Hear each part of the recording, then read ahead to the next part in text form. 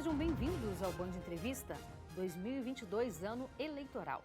No dia 2 de outubro, os brasileiros vão às urnas escolher presidente da República, governadores, senadores e deputados federais, estaduais e distritais. Um possível segundo turno será no dia 30 de outubro. 3 de março a 1º de abril é o período da janela partidária, onde os deputados federais, estaduais e distritais poderão trocar de partido para concorrer às eleições sem perder o mandato. 6 meses antes da eleição, ou seja, dia 2 de abril, termina o prazo para o registro das legendas e partidos, para a indicação do domicílio eleitoral dos candidatos e para que o presidente da República, governadores e prefeitos que queiram concorrer a outros cargos em 2022 renunciem aos mandatos. Mas o que será que o eleitor quer em 2022? Será possível traçar um perfil? O que as pesquisas falam sobre o desempenho do presidente da República, do governador do Distrito Federal? Será que, de uma forma geral, senadores e deputados federais, estaduais e distritais tiveram aprovação popular? A pandemia prejudicou esse desempenho?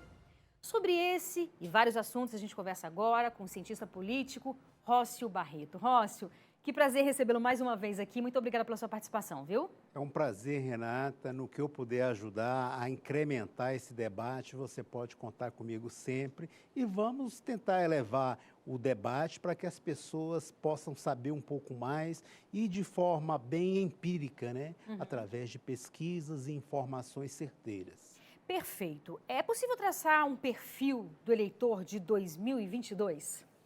Olha, Renata, veja bem o seguinte, em 2018, os eleitores queriam mudança, queria um candidato novo que se mostrasse contra isso, que fosse forte, que chamasse para briga mesmo. Em 2020, no meio da pandemia, que as eleições municipais foram dentro da pandemia, né, a gente viu que isso mudou. Isso mudou, os eleitores preferiram optar por candidatos que já tinham experiências mais tradicionais e que já tinham um trabalho ali feito, sejam eles mesmo, da família ou do mesmo grupo. As pessoas optaram por esses candidatos. E 2022, a tendência é seguir esse mesmo modelo de eleitor, esse mesmo modelo de político. A ideia é que os eleitores procurem os políticos mais experientes, que já tiveram oportunidade e dessa oportunidade mostraram algum benefício para as pessoas. Elas não querem mais o novo e não querem mais arriscar um candidato desconhecido e que procuram mostrar algo diferente. Elas querem o tradicional, o político que já mostrou trabalho.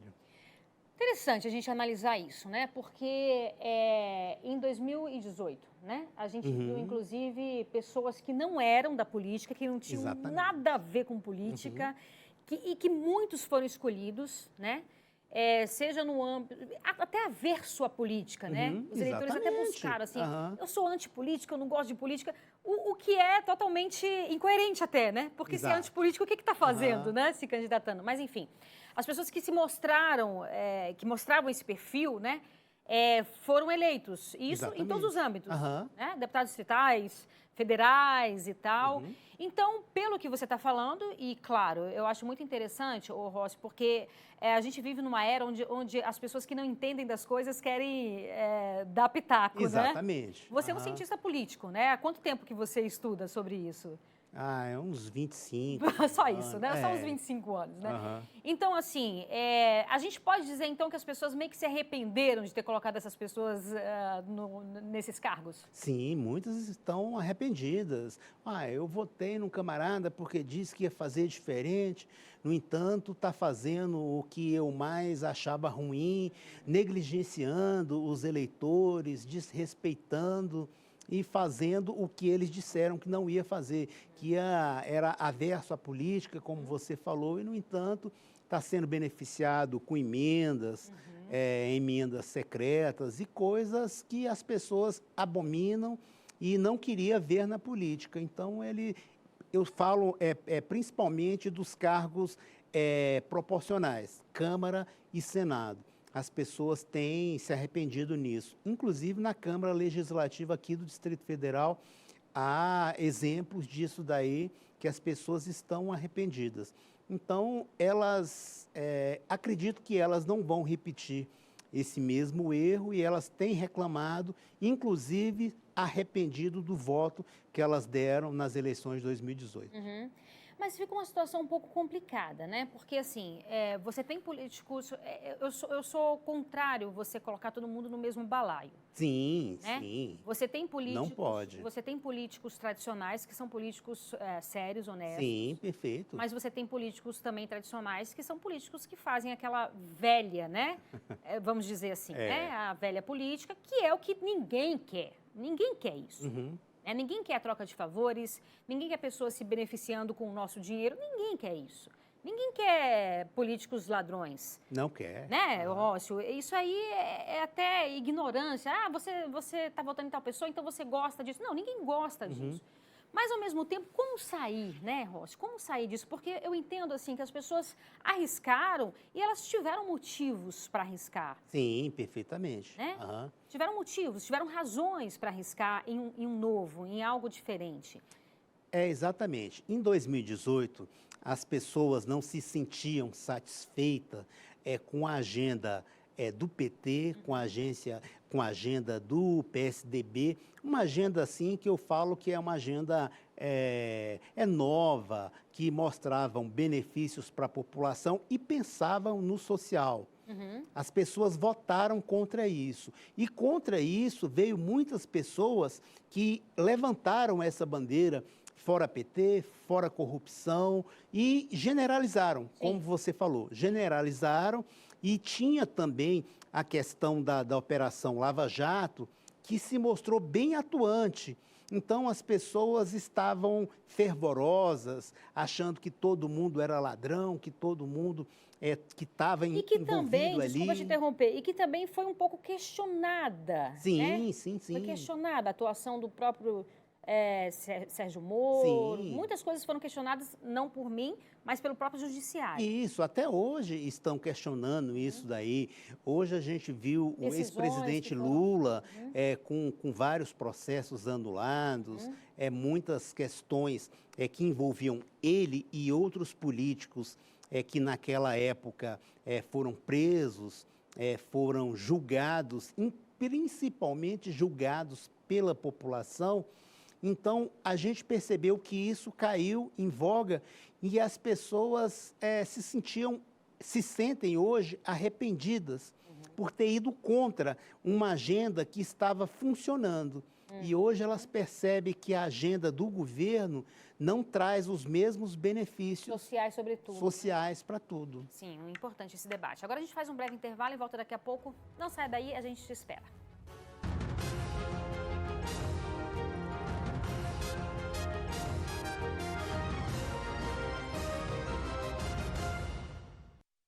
Estamos de volta com o Band Entrevista, hoje falando sobre as eleições deste ano. Nosso entrevistado é o cientista político Rócio Barreto.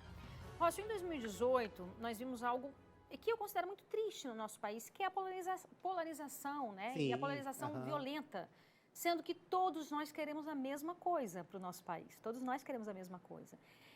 Em 2022, a tendência é que isso se repita, será? Olha, eu sempre falo com as pessoas com quem eu trabalho que a tendência de um segundo turno no Brasil em eleições tanto do governo como eleições para presidente. O costumeiro era a gente ver um centro-esquerda, um centro-direita, que seriam as polarizações empurrando para o meio. Sim. E a gente tinha visto isso. Dessa última vez, em 2018, a gente viu essa polarização. Ficou um centro-esquerda e uma polarização da direita e que houve um segundo turno desse modelo aí, diferentemente do que a gente está acostumado a ver. E essa polarização, hoje, ela está um tanto quanto mais incrementada, porém, já está havendo um relaxamento, uma flexibilização para que isso não venha a ocorrer. O presidente Bolsonaro se declara ultradireita e com uns pensamentos diferentes do que a gente acredita ser algo mais propositivo, algo mais moderno, do que seria interessante a gente ver dentro de uma democracia. Ele tem uns pensamentos e umas ideias diferentes do que seria um debate mais democrático. A gente vê isso através dos discursos dele e até mesmo através dos nomes nomeados para o ministério. Interessante. Olha só, vamos dar vamos tentar ampliar o nosso olhar globalmente. A gente teve aí, durante um período, a direita, não extrema-direita, né? Porque Sim. eu acho que a extremidade, ela tende a cair. Toda e qualquer extremidade, ela tende a cair. Mas a gente teve aí um período onde a direita conseguiu se eleger em alguns países. Sim. Né? Só que isso está ruindo, de uma certa forma? Está ruindo porque as eleições, a gestão pública no mundo, ela é cíclica. Então, esse ciclo está passando, as pessoas estão vendo que as escolhas que elas estão fazendo, que elas fizeram anteriormente, não corresponderam às expectativas dela. A gente viu isso na Argentina, a gente viu isso no Chile, na Bolívia. E a gente tem visto isso em vários países, inclusive na Europa. Sim. Portugal, França. A gente tem visto isso. Então, quando as pessoas são beneficiadas por políticas públicas de um governo progressista, elas acreditam que poderia ter sido mais. Aí voltam a um que é um pouco mais retrógrado. Aí elas se arrependem porque não tinham os mesmos benefícios e as mesmas políticas públicas que tinham anteriormente. E você tem um parâmetro, né? Você tem como comparar, né? Aí você faz essa análise, você pega um espectro e dentro desse espectro você começa a medir. Opa, não era bem isso que eu queria algo um pouco maior e que atendesse às expectativas, principalmente as expectativas do social. Interessante. Pegando um gancho do que você está falando, Ross, quem está em casa e não consegue compreender o que é direita, o que é esquerda, como é que a gente poderia diferenciar para essas pessoas?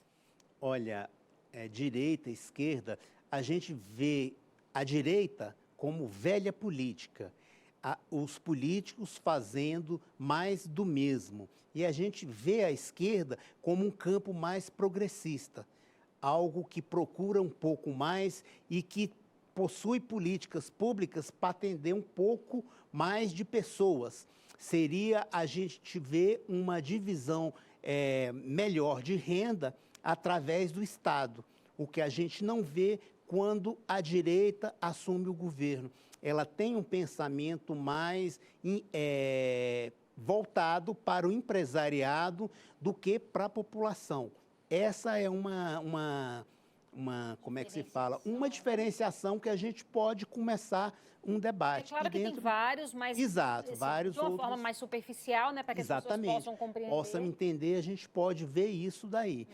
A esquerda trabalha mais o lado do Estado, mais os benefícios do Estado para a população, enquanto a direita beneficia mais os empresários e as pessoas endinheiradas. Certo. Vamos dar uma olhadinha agora, voltar aqui mais para o nosso quadradinho aqui do Distrito Federal. O que as pesquisas falam sobre a atuação do governador Ibanez Rocha? Olha, a nossa agência fez uma pesquisa Quali, fez uma Royal Politics. Então, a gente fez uma pesquisa no final do ano, no final de novembro, início de dezembro, uma Quali e uma Quant. Desculpa, qual a diferença, Quali e Quant? A Quant, a gente perguntar diretamente para as pessoas. E a Quali, a gente coloca um grupo de pessoas para discutir determinados assuntos e vai perguntando para esse grupo. Mais aprofundado. Mais aprofundado. Então, nessas pesquisas, a gente percebeu que as pessoas falam do que elas mais preferem, se o governo está atendendo. Aqui no Distrito Federal, o primeiro lugar é saúde. Segundo é o emprego. Terceiro lugar, o transporte.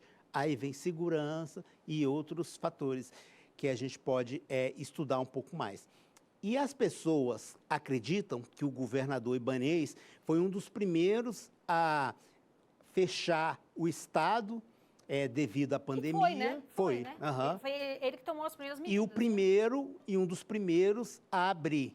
Favorável à vacina, sempre procurou, ampliou a rede de saúde, então as pessoas o veem como um governo que está trabalhando. Essa é uma das expectativas das pessoas. No campo do emprego, elas não o veem o governador como um bom gestor. Acredita que falta mais emprego. Nesse momento, o governador Ibanez é o favorito das pessoas. Se as eleições fossem hoje, ele teria grandes chances. As pessoas o veem como um grande empreendedor e como tocador de obra. Essa é a visão das pessoas nesse momento. Interessante. Agora a gente faz mais um breve intervalo e volta daqui a pouco. Não saia daí, a gente te espera.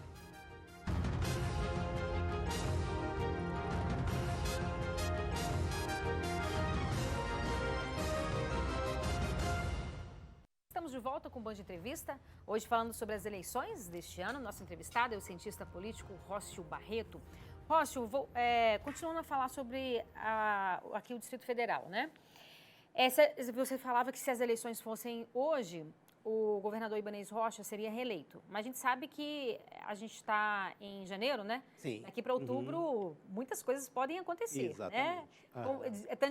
Tancredo Neves que dizia que política é como nuvem, né? Você vê, agora daqui a pouco ela pode mudar, né? Muitas coisas podem mudar. Quais são os nomes que hoje a gente tem que seriam possíveis candidatos ao governo do Distrito Federal? Olha, eu conversei com o senador Exalci no final de dezembro. Ele me garantiu que era candidato, fez até o lançamento da pré-candidatura dele. PSDB, né? PSDB. Conversei com Rafael Parente, ele me falou o mesmo. Ex-secretário da Educação. Ex-secretário de Educação, ele vem candidato pelo PSB. PSB. Conversei com o Leandro Graz, que é deputado distrital pela Rede. Ele me falou que lançou o nome dele também como candidato. Falou que existe uma possibilidade de formar um grupo, é o que ele quer, formar um grupo e desse grupo tirar um nome. Um grupo de esquerda seria? Centro-esquerda. Centro-esquerda, para que possa fazer uma oposição ao governo ibanez. Conversei também com o senador Regufe, ele falou que ainda não tomou nenhuma decisão. Ele vem bem nas pesquisas, ele está em terceiro lugar hoje, a gente, dentro dessas pesquisas. Segundo é Flávia Arruda, caso ela seja candidata ao governo. Aí conversei com ele, ele falou que teria uma posição no final de fevereiro para o início de março, que ele daria a essa informação, se viria candidato ou não. Na pesquisa aparece também o nome do ministro da Justiça, Anderson Alves, foi secretário de Segurança do DF. A ministra Flávia Arruda também está muito bem colocada nas pesquisas. E as pessoas também especulam o nome da senadora Leila do Vôlei, que ela não se manifestou se viria candidata ou não. Existe especulação de que há a formação de um grupo de centro-esquerda com Cristóvão Buarque, Joey Vale e outros nomes já conhecidos da política do Distrito Federal, para que também faça oposição ao governador Ibanez, mas desse grupo ainda não surgiu um cabeça de chapa. E o PT lançaria quem? O PT, nesse momento, eles querem lançar a Rosilene. A Rosilene é presidente do Sindicato dos Professores. Mas a Rosilene ainda não se fixou como uma pré-candidata. Ainda há dúvidas. Nessa pesquisa também surgiu o nome da Érica Cocai e da ex-deputada Maninha.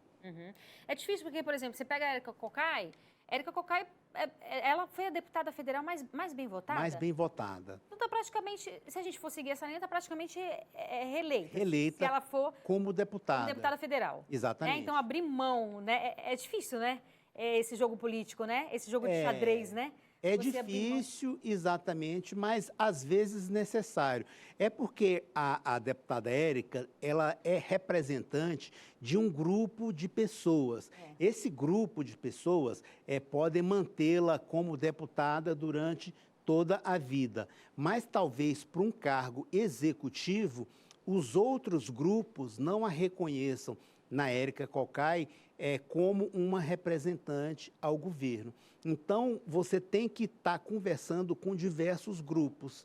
E esses grupos que vai mostrar se você tem condições de ser governadora ou não. E quando você está no partido, a decisão muitas vezes não é sua, né? Isso, É uma decisão exatamente. partidária, né? Aham, exatamente. Muitas vezes a decisão vem do partido.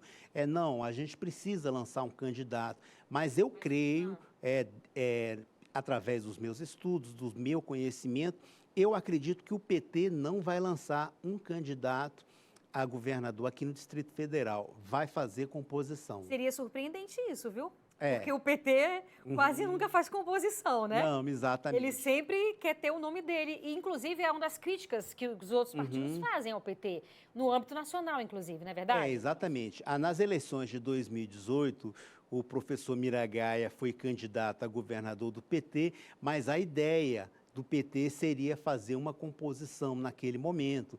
Mas eles lançaram um candidato para mostrar força e mostrar que o governo do governador Agnello não foi tão ruim como as pessoas mostram como foi. E não conseguiram, né? Não Eles conseguiram. Não fazer essa imagem, né? Não, ainda não. As pessoas veem o PT como algo que não seria interessante no governo.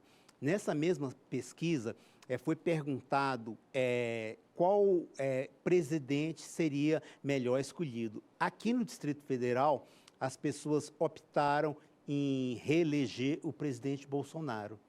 O presidente Lula ficou em segundo lugar, mas com 10% a menos. De diferença. De diferença. Então, vamos pegar o âmbito nacional, já que você citou aí, né? O presidente Bolsonaro, o ex-presidente Lula. Âmbito nacional, a gente sabe que todas as pesquisas dizem que se a eleição fosse hoje, o ex-presidente Lula ganharia a eleição, é isso? Sim, a ideia é essa. Com uma diferença até relativamente grande. Relativamente grande, inclusive, alguns institutos, algumas pesquisas apontam até vitória num primeiro turno. Qual a análise que você faz disso, Rócio? Olha, nesse momento, a questão do Lula, a gente vê como o fato dele ter sido preso em 2018, o que faz crescer a narrativa do PT de que o presidente Lula foi preso para não ganhar as eleições, porque ele apontava como... Inclusive para não se candidatar, né? Exatamente. Quer se candidatar, né? Uhum. E quando você vê o Moro candidato agora, né? Aí a narrativa do PT cresce e cria um pouco mais de força exatamente por isso, porque o PT sempre bateu nessa tese. O juiz está fazendo coisas políticas. O juiz aceitou uma denúncia do Ministério Público muito frágil. O juiz aceitou, a justiça aceitou e fez com que o processo corresse numa velocidade grande. Tudo isso faz com que o PT cresça, porque o Lula conseguiu anular todos os processos dele, as pessoas já o veem como um candidato que foi prejudicado por ações de pessoas que não tinham uma certa força, não tinha estrutura suficiente para aguentar o que foi mostrado na televisão. A gente está terminando. Eu queria que você desse um recado aí para as pessoas. Hoje, esse ano é ano eleitoral. Tão importante cada voto, né, Rossi? Sim, tão importante perfeito. A gente ter consciência do nosso voto. Para todos os candidatos, né? Eleição geral que a gente vai ter. O que você fala para essas pessoas? Olha, o que eu posso deixar como uma informação que as pessoas procurem votar, como você falou aí, que cada voto é importante, mas antes de votar, procure conhecer o seu candidato, saber o que ele fez, se ele está envolvido em algum crime, se ele tem alguma coisa por trás dele que impede que ele seja aquele candidato que não vá cumprir com o que ele está prometendo ali e procure conhecer um pouco mais. Hoje as pessoas votam num deputado distrital. Vamos pegar o exemplo daqui. Vota num candidato a distrital, o camarada fala, eu vou melhorar a segurança, vou melhorar a saúde, vou fazer isso. Ele não tem força para isso. Não tem poder. Né? Não tem autonomia para isso. O máximo que ele pode fazer é apresentar uma emenda que leve um pouco mais de dinheiro para que melhore a saúde, um posto de saúde, criar, comprar remédios, o que pode fazer é isso. Então, conhecer primeiro o que os políticos podem fazer dentro do cargo que estão se candidatando. E os governadores, que as pessoas procurem o conhecer melhor, o seu trabalho, se já tiver feito algum trabalho, conhecer o que ele vem fazendo e saber qual grupo que ele está apoiando. Porque muitas vezes há um candidato ali que ele está dentro de um grupo e esse grupo não vai mostrar um trabalho adequado de acordo com o que ele vem prometendo. Maravilha. Muitíssimo obrigada pela sua participação mais uma vez, viu? Eu que agradeço a você e agradeço a todos os telespectadores. Maravilha. O Boa de Entrevista fica por aqui. Muito obrigada pela sua companhia. Use máscara, se vacine, se cuide. Até sábado que vem. Tchau, tchau.